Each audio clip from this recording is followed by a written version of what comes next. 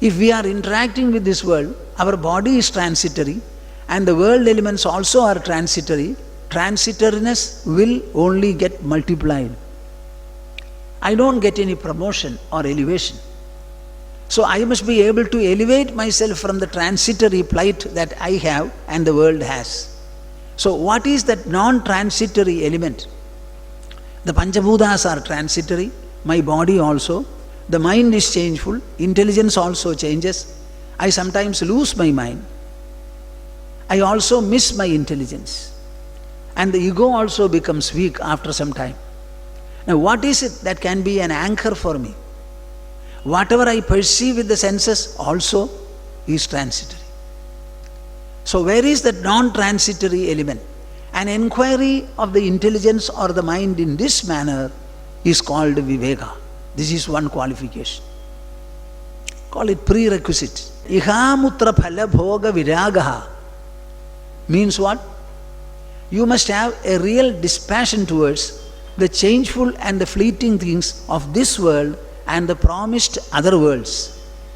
So you should not become an aspirant of heaven or Indraloka or Chandraloka. All of them are transitory. And the things you already know that they are transitory. So our objective should not be to gain anything from the world or from the other worlds. This is called Vairagya. Then we have a set of traits called Shamadama Adishatka Sampattihi. Shama, Dama, Titiksha, Uparati, Shraddha, Samadhana, etc. Now these are some of the characteral and behavioral traits that we must have. Then lastly, a burning aspiration to get freedom from the shackles of the mind and the intelligence. This is called Mukshutva. Now whoever has these four qualities or qualifications, he is fit to inquire into Brahman. Brahman is something to be inquired into because he is already present. You don't have to produce him. And he is present everywhere. Brahman actually it. Brahman is present everywhere. Water is present everywhere in the ocean. And every wave or breaker, bubble, lather, foam, everything is that sea water. So it is everywhere. A presence that is everywhere, what do you have to do? Do you have to reach it? Do you have to gain it? Do you have to produce it? Do you have to attain it? No. You have to discover and realize that it is so. So the inquiry is very, very important. Inquiry is very important. In fact, inquiry is the only pursuit so far as Brahman is concerned. So if you understand Brahman, inquire into it. This inquiry has to be taken up by the intelligence and coupled with the necessary qualities of the mind. You must be steadfast, you must be exclusive, you must be persevering. Just like you will pursue an external object or a goal in this world, you have to pursue this inner goal also.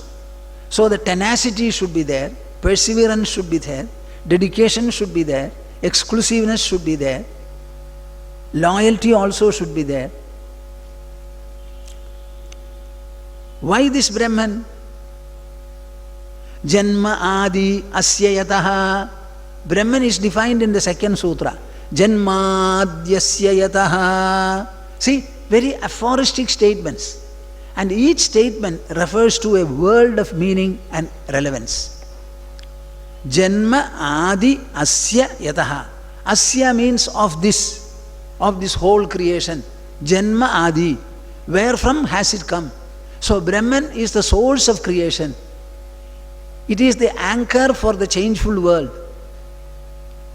It is where the world, if at all dissolves, will dissolve into. So it is a source, and it is the terminus, and it is the sustenance. Janma Adi Asya Yataha. Now these are the sutras, and there are 500 and odd sutras if I remember correctly. All are completely Nyaya, reason. Then we have one more text called Bhagavad Gita, about which you know. But the Bhagavad Gita comes from Mahabharata, so it is called the Smriti.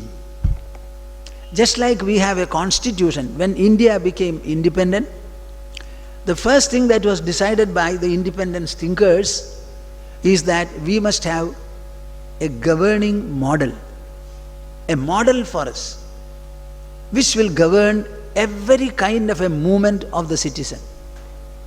Every citizen born in this land is bound by our constitution. So the sentence of the constitution is, we the people of India give this constitution to ourselves. In 1950, on the Republic Day, this was given. That constitution governs us. So we have got smridis, mental and intellectual constitutions which should govern our life. Manusmriti is said to be the oldest, but there were many other smridis also. Yajnavalkya Smriti, Bhargaspatya Smriti, and so many other smridis are there. Just like constitution is getting amended for newer and newer eventualities, when the smriti had to be amended, some people came forward and amended. Especially when there were some special developments in the ruling palace, a new emergency has come. To meet that emergency, a change was brought about in the smriti. Now, Mahabharatam, the second of the epic, very large, containing 1,25,000 Sanskrit verses, that is called a smriti. And Bhagavad Gita belongs to it. So our cultural treasure consists of three fundamental texts. They are all written and available before us. Because they are written and are available before us, you cannot doubt their authorship. Am I clear? I don't think. See, you cannot doubt. It is there written before you. And who would have written? Monkeys and birds would have written, or human beings would have written. The Upanishadic words and sentences, as they were written and evolved, even now they make meaning to us. The language is very understandable. So they had evolved a beautiful language called Sanskrit, which even now is acclaimed by the world as the best, particularly for computer interaction. This language they perfected so well. Generally language gets diluted. It's very difficult to preserve a language. If you have to preserve a language, you must have a very good grammar. And grammarians should be there from time to time. And a set of people should be there to preserve the language with all its idioms, phrases, etc. We should use them. So people should write. That is very important. And the writing should be read by the people. Wherever there are violations or distractions, people get distracted, they have to be brought back. A certain number of people will have to be constantly employed to preserve a language. So our Sanskrit was preserved in this manner. Writings which were made years, thousands of years earlier, we are still able to read them and understand them, and we know the grammar and the intricacies of the language. It's a very beautiful language. Some Sanskrit combinations you will have to think about for a week, month, or even more in order to understand what it conveys. So, it is so absorbing, so challenging, so involving. Suppose you read English, what is there? A few words are there, and the dictionary will tell you. There is nothing like conjuncting or combining words. So the words are so beautifully combined that to unravel them and dismember them, sometimes it requires a lot of effort. That is how language interest is maintained. So Mahabharata belongs to the Smriti, and the Upanishads belong to Shruti, and Brahma Sutras belong to Nyaya. So you have a complete logical and rational presentation of what the Upanishads disclose or declare. And you have a conventional record in the Mahabharata in the form of Bhagavad Gita as a dialogue that transpired between Krishna and Arjuna. So you get the applicational relevance of the Upanishadic teachings. Am I clear or not? Is it clear? I doubt whether any country in this world has this kind of a cultural treasure. And all of you are inheritors of this culture. This is what I want to tell you. Please have a new evaluation about you. A new evaluation about you. New evaluation about you. I am an Indian means what? I am not a mass of flesh. Not that I have solid, fluid, gaseous forms of substance and the other energies also. I am a person with a vibrant mind. I am a person with a perceptive intelligence. I am a person with a magnificent ego. Understand this. And the mind, intelligence and ego alone are subject to refinement, improvement and reformation. You cannot bring any reformation so far as the body is concerned. The physiognomical features cannot be changed. And the body simply grows without your knowledge, irresistibly, provided you give it food, nutrition and the exercise it requires. The body grows. And the growth of the body is arrested by itself when we become something like 21 years. Thereafter the body cannot grow. So in the growth of the body you have very little will or wish. Only have nutritious food, good air, good water and reasonably good degree of exercise. But the body cannot change. The complexion will not change. The physiognomical features will not change. Nothing will change in the body. The blood group will remain the same. If at all there is a change, the change and improvement are possible only in the mind and only in the intelligence and ego. And these changes are not as you imagine. We can change them drastically. Any kind of a challenge in this world can be met. Not physically, but mentally. Physically, not mentally. And our epics tell you quite a number of challenges. Yudhishthira and party were sent, taking recourse to an engineered dice play. They were banished to the forest. They lived in the forest for 12 years. The incognito life also they underwent. And then they came back, asked Duryodhana, give us back the kingdom. He said, I will not give you even a needle point of space. Fight it and get it, he said. The usurped kingdom, Duryodhana said this. But 13 years they successfully completed. So never doubt the potential of your being. Physically you are not potent, very limited. You can eat and carry on. As the age advances, your physical movements will be lesser, the strength will be lesser and you will become weaker. But mentally and intelligentially, there is no limit for your growth, expansion and refinement. It was not with the bodily power that Pandavas spent all the 13 years in exile. It was with the mind power. 5 of them were there. No, 6 of them. And they were not discovered at all for 1 year within India. Nowadays some dacoits manage to do it. But they were not living only in the forest. 12 years they lived in the forest. 1 year they were in the plains. They successfully underwent. So whenever you doubt your inner potential, please think of Pandavas and Draupadi.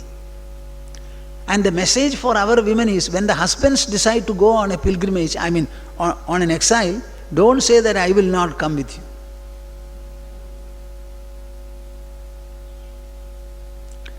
In Amarkandak, I have not seen the person, but I have been told by people, there was a person called Sharmaji.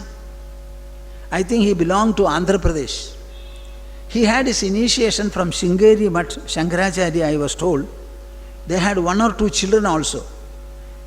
He was doing regular sadhana and finally he decided, I want to go to Amarkandak and stay there. I want to leave everything. If you want to come with me, please come. Otherwise, you can go to your mother's place, he said to his wife. So the wife said, I will come with you. So let us leave the children with the in-laws. That is her mother. And they left the children and went. Both of them went. I was told in the initial days there was some problem. One day they had nothing to eat. So they were eating some of the leaves. And when somebody saw that they were eating leaves, they said, we will give you food. And from then on, food was being given to them. The strange part of it is that they were husband and wife. They had one more child in Amarkanda called Markandeya. I think maybe he is still living. He is a businessman in Durg. Just imagine, the wife decided to follow. I don't know how many women will be deciding like that. Don't doubt your potential. Don't think, what will happen to my children? My children. My children. What will happen to you? Our tradition says, Sarekshita rekshati yohi garbhe. In the womb, whoever protected, the same is the protector when the child comes out delivered off. There is no difference at all. It is the earth that supports us. It is the air that sustains us. It is the water that nourishes us. It is food and nourishment that make the body live strong. These agencies are there. When the regular ways are there, providential means will not be arriving. When the regular means are denied, providential means will certainly descend. Don't you think the entire earth is a condensation from providence? Yeah. Huh? Boliye na. So you tell me, the entire world of matter, is it a condensation from a material substance or is it a condensation from a spiritual source? Boliye na. No response. How do you say that? Don't simply say. I will give you a simple logic. Come along with me when I say that. The entire material universe, matter-energy universe, I am using the word entire. The entire matter-energy universe. So let us call it the entire matter. Do you think it would have evolved from another matter? Huh? The word entire means what? All forms of matter. So the entire materiality must have had only a supra-material source. Is the logic clear? Huh? What is the supra-material source? That is what we call divine and providential. So it is from a spiritual source that materiality has evolved. You tell me, all of you are human beings. You are born of your parents. Your parents were born of their parents. Their parents were born of their parents. Now come along with me. The first parents. What? First parents. Where from were they born? You should answer me right here and now. When I say the first parents, before whom there were no parents at all, from the first parents, where from were they born? आप चुप रहते हैं क्यों? बोलिए ना. हाँ?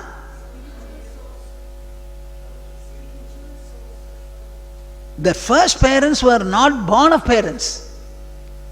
So they were born of non-parents. This is a simple logic. Simple logic. They must have been born from the earth, water and air.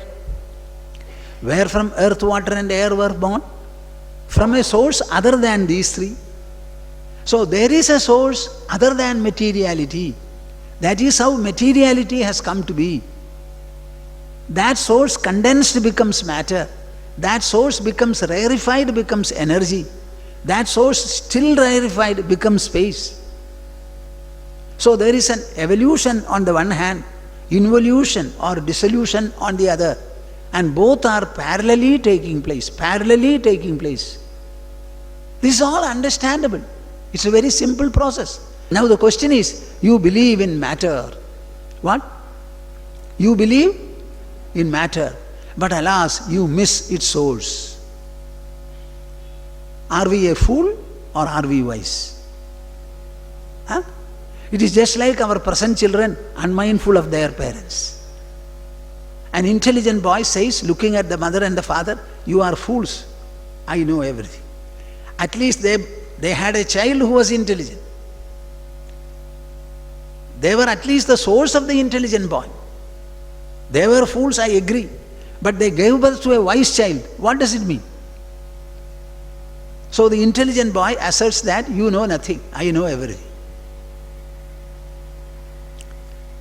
Just like that you are behaving. If you believe in matter, you should believe in with much more credibility or much more strength the source of matter. Sa rakshida rakshadi yogi garbhe. So when this Sharmaji couple went to Amarkandak, that is where Godavari starts flowing in the Vidya mountains, and he continued to live for decades. It seems he has written in Hindi some very good literature which is of immense depth. Narmada, not Godavari, Narmada. Why did I mention this? Draupadi going along with the Pandavas. You all modern people, women, I don't think many of you will go. You go, I will remain with the children. When you go, they will miss the mother, so let me be here. But you became a mother after you became a wife. So that wifely feeling and loyalty is completely surrendered and forgotten because of the motherly false ego that these women develop. I don't think it is right. Not certainly before reason and propriety. You can put so many practical propositions. Why I mention this? We have all this heredity. It has come down to you as a heredity for you. Whenever you doubt your potential, whenever you doubt the austere strength that you have, remember a Rama, remember a Sita, remember a Draupadi. During the course of the movements, I used to address masses from different places, from bus stops and so many other places. So I used to say, I would like to have a few Draupadis and Janakis from your midst. And people used to come forward. What is this? We are only bodies, masses of flesh. Don't we carry the spirit? Who is to set the limit for the mind or for the intelligence or for the heart? So we have that smriti. Smriti means that which people remember. And such traditions are ruling. I always say personal stories are the prevailing influences in humanity. Personal stories are the prevailing influences. We may have a number of gods and goddesses whom nobody has seen. But we have a Rama and we have a Sita, about whom Valmiki has written in a classical manner. The story that he has written is so beautiful. It began as a biography. It began as a biography, the beginning of which was narrated to him by Narada Maharshi. And he said, you verify what I say is right or not. Contemplate upon and go into details. And as he started progressing in writing, he became a part of that narration. When did he become a part of the narration? When Sita was abandoned by Rama near the hermitage of Valmiki, and Valmiki's disciples spotted her. Then he came there and said, my dear daughter, I accept you. I don't go into any detail of your husband or his action. I accept you. I am one who has abandoned my wife and children. That's all a long story, earlier story. Now I am prepared to look after you. I will see that you are looked after by my household disciples. Confinement, everything will be looked after. So he became a part of it. It started as a biography. Later on it became autobiography. And after completing the whole narration, he taught it to Leva and Kusha, who themselves went to Ayodhya and started narrating the episode, all the narration. Rama, Lakshmana and all the others closing the eyes started listening. And they said, such a beautiful narration, such a beautiful narration, such a beautiful narration. Remote instances are brought so very near, as if they are taking place right in front, and they gifted them. What further proof do you want? I wonder, please research into the whole world. Is there such a classical writing anywhere? Huh?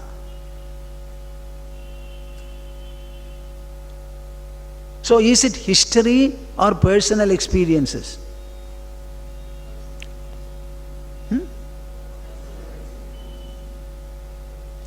When Valmiki was referring to Rama, he was referring to Rama who was born and whose birth he went into, learned directly. And finally he became a part of the whole narration and taught it to the children of Rama, who went and sung in the palace. What a masterly creation. Do you have an intelligence to appreciate the structure?